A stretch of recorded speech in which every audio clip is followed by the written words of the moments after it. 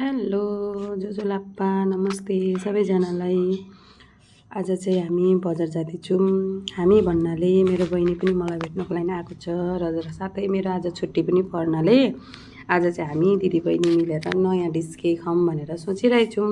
अनि यहाँ चाहिँ मेरो बहिनीले ब्लग बनाउनुलाई सुरु एकदम अनि भन्दैछ कि तता बनाउँदै जाऊँ, के लिने हो, के सामानहरू चाहिने हो हामी लिएको पनि देखाऊँ। त हामी यहाँ बजार पुगेर काँक्रा लिँदैछौँ।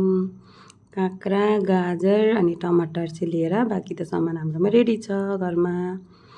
अनि हामी यहाँ फर्केर सामानहरू देखाइरहेछौँ कि यहाँ के छ। अब यी काँक्रा लियौँ हामीले, गाजर लियौँ अनि मटरहरू लियौँ, टमाटर लियौँ। यो कुकुम्बर चाहिँ हामी पम्किन चाहिँ हामी सब्जीसँग खानालाई दिएको।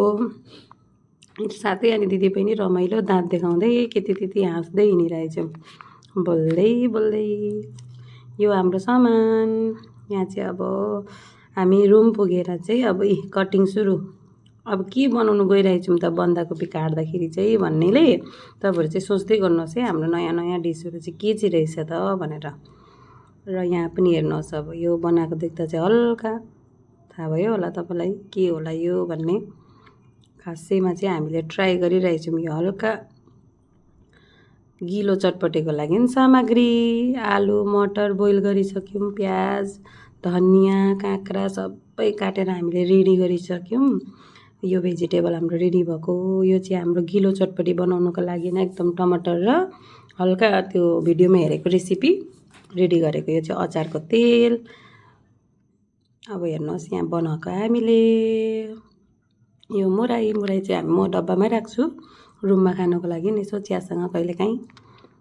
अन्त अब म बनाउनु गइरहेछौँ। हेर्नुहोस् यो मटर हाले, त्यहाँदेखि छिल्दै नछिलेर फेरि मटर हाले, त्यहाँबाट हेर्नुहोस् यो कुरकुरे हाल्नुपर्छ हामीले चाहिँ। तर वाइ पनि ल्याएको थियौँ कि त्यो चाहिँ निकाल्नै बिर्सेछु म। अन्त अब खाइसकेपछि याद आयो के गर्नु र। त्यहाँदेखि यो चाहिँ दालमोठ।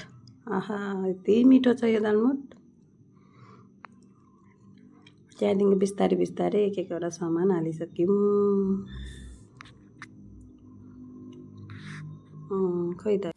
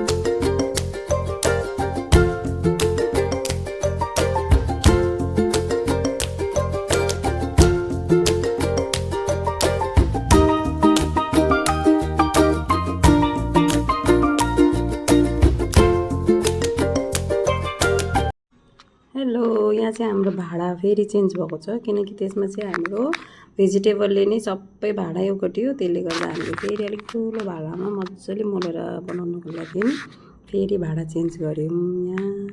र यो भाडामा चाहिँ मोराई अचारहरू मजाले हालेर अचारको तेलहरू हालेर मजाले मोलेर चाहिँ हामीले खान थालेको छौँ। खानु पनि हामीले च्यालेन्ज गरेर खाएको। एक थाल भएको थियो हुनु पनि, त्यसले गर्दा चाहिँ च्यालेन्ज भएको छ। अहिले हेर्दै जानुहोस् स्किप नगरिकन।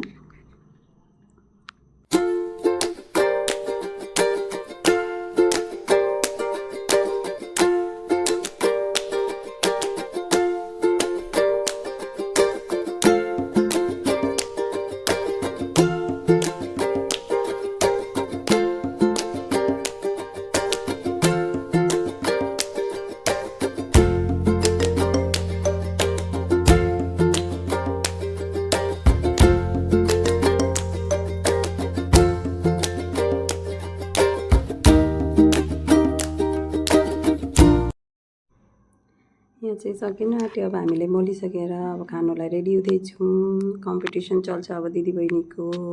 त्यो भिडियो हेर्नुको लागि चाहिँ नेक्स्ट भिडियोमा आउनुपर्छ तपाईँहरू। Thank you so much for watching.